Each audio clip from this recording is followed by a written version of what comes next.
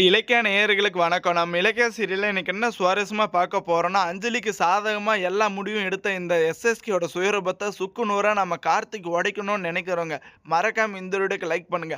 ஏன்னா, அஞ்சலி பண்ணிட்டு இருக்கிற முக்காவாசி தப்புக்கு காரணம் இந்த எஸ்எஸ்கே தாங்க. ஏன்னா, எந்த ஒரு தப்பு பண்ணாலுமே, இல்ல எந்த ஒரு திருட்டு வேலை பண்ணாலுமே, கூட வந்துட்டு சாதகமா பேசி நம்ம கார்த்திக்கோட மனச மாத்துறதுக்கு முழு ஆதாரமே இவன் தாங்க. நம்ம பைரவியோட சூழ்ச்சியில இப்ப எல்லாரோட சுயரூபமும் வெளிச்சத்துக்கு வந்துருச்சுங்க.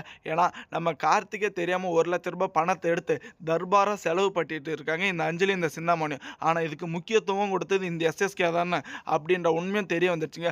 ஆனா அதே சமயம் நம்ம பைரவி வந்துட்டு இப்ப நம்ம ரேவதியை பத்தி, நம்ம இலக்கியாவை பத்தி இப்ப ஒரு வழியா தெரிஞ்சுக்கிட்டாங்க. இந்த ரேவதியோட முன்னாள் கணவன் தான் இந்த எஸ்எஸ்கே. அவனுடைய சுயரூபத்தில் இப்போ வந்துட்டு இந்த ஒரு வீட்டுக்குள்ள திரும்ப இலக்கியாவும் கௌதமும் வர்றதுக்கு எல்லா முடிவும் எடுத்துட்டாங்க.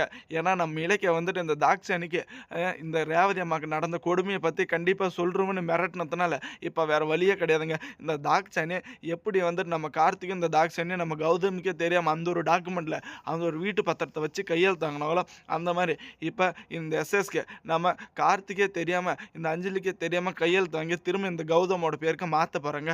ஏன்னா ஒரு வழியை பார்த்தீங்களா திரும்ப நம்ம இலக்கியாவும் கௌதமும் இந்த ஒரு வீட்டுக்குள்ள வர்றது யாராலையும் தடுக்க முடியாது. ஆனால் நம்ம எஸ்எஸ்கேவோட சுயரூபத்தை தெரிஞ்சுக்கிட்டு கார்த்திக்கிட்ட மன்னிப்பு கேட்குறாங்க. ஒரு வழியா நீ வந்துட்டு இந்த ஒரு வாழ்க்கை வாழ்ந்துட்டு இருக்கோம், அஞ்சலி உன்னை வந்து திட்டம் போட்டு ஏமாத்திட்டு இருக்கேன், நான் தான் காரணம், என்னை மன்னிச்சிரு. இதுக்கு மேலே வந்துட்டு என்னால் வந்துட்டு உனக்கு எந்த ஒரு பிரச்சனையும் வராது. ஆனால் அஞ்சலி பண்ணுற தப்புக்கு இதுக்கு மேலே நான் பொறுப்பு கிடையாதுன்னு இந்த எஸ்எஸ்கே நம்ம கார்த்திக்கிட்ட மன்னிப்பு கேட்க போகிறோங்க.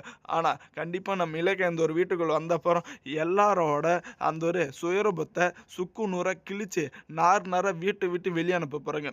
ஏன்னா இந்த அஞ்சலி ஆடின ஆட்டத்துக்கு கொஞ்சம் கூட அளவே கிடையாதுங்க. வீட்டை விட்டு வெளியே அனுப்படும் போது பணம், நகை, கிரெடிட் கார்டு மொத்தமாக வாங்கிக்கிட்டு நீங்கள் பிச்சை எடுக்கிறவனோட மோசமான ஒரு நிலைமைக்கு போக போகிறீங்க. என்னை பகைச்சிக்கிட்டா என்ன உங்களுக்கு நிலைமைன்னு பார்த்தியே காமிச்சிட்டுன்னு ரொம்பவே ஒரு அங்கீகாரத்தில் பேசிட்டு போனாங்க. அதே நிலைமையை திரும்ப நம்ம இலக்கியமும் கௌதமும் சேர்ந்து இந்த அஞ்சலிக்கும் இந்த சிந்தாமணிக்கும் கொடுக்கணுங்க. ஏன்னா அந்த ஒரு வீட்டுக்குள்ளே இந்த அஞ்சலி வந்துட்டு இவ்வளோ கீழ்த்தரமான எண்ணத்தில் மாறி கூடிய சீக்கிரத்தில் இப்படி சேஞ்ச் ஆகும்னு கொஞ்சம் கூட எதிர்பார்க்கல. ஒரு வழியாக பார்த்தீங்களா நம்ம கௌதமுக்கும் இலக்கியக்கும் வேலை கிடைக்காததுக்கு காரணமும் இந்த எஸ்எஸ்கே தாங்க. ஏன்னா நம்ம இலக்கிய வந்துட்டு இந்த ஒரு வேலை எனக்கு கிடைக்கலாம் பிரச்சனை இல்லை, நான் வந்துட்டு திரும்ப வேறு வேலை தேடிக்குவேன். ஆனால் என்னோட வந்துட்டு மோசமான நிலைமையில் இருக்கிறது அந்த ஒரு பொண்ணு.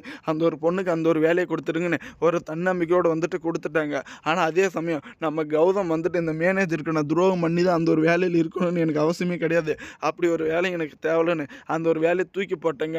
ஆனால் இப்போ நம்ம ரேவதி அம்மா மூலயமா கையும் காலமாக வந்துட்டு இழந்ததை திரும்ப மீட்குவாங்கன்னு கொஞ்சம் கூட எதிர்பார்க்கலைங்க.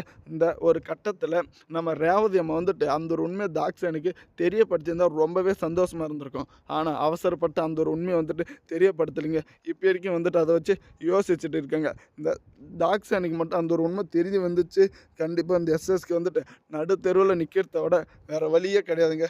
ஒரு பக்கம் பார்த்தீங்களான்னு கண்டிப்பாக அவன் எல்லா சுயரூபத்துக்கும் முற்றுப்புள்ளி நம்ம ரேவதி தான் வைக்க போகிறாங்க. ஆனால் நம்ம கௌதம் வந்துட்டு இவ்வளோ சீக்கிரம் வந்துட்டு இந்த எஸ்எஸ்கே விட்டுருவான்னு கொஞ்சம் கூட எதிர்பார்க்கல. ஏன்னா நம்ம கார்த்திக் பண்ண துரோகத்துக்கும் நம்ம அஞ்சலி பண்ண இந்த ஒரு மோசடிக்கும் எல்லாமே வந்துட்டு பழி வாங்குவாங்கன்னு எதிர்பார்த்தோங்க. ஆனால் எல்லாத்தையும் மறந்துட்டு திரும்ப அந்த ஒரு வீட்டுக்குள்ளே போக போகிறாங்க. நம்ம கார்த்திக் மேலே வச்சுட்டு இருந்த நம்பிக்கையை உடைச்சதுக்கு அந்த ஒரு நம்பிக்கை துரோகம் பண்ணத்துக்கு கண்டிப்பாக பழி வாங்கணுங்க.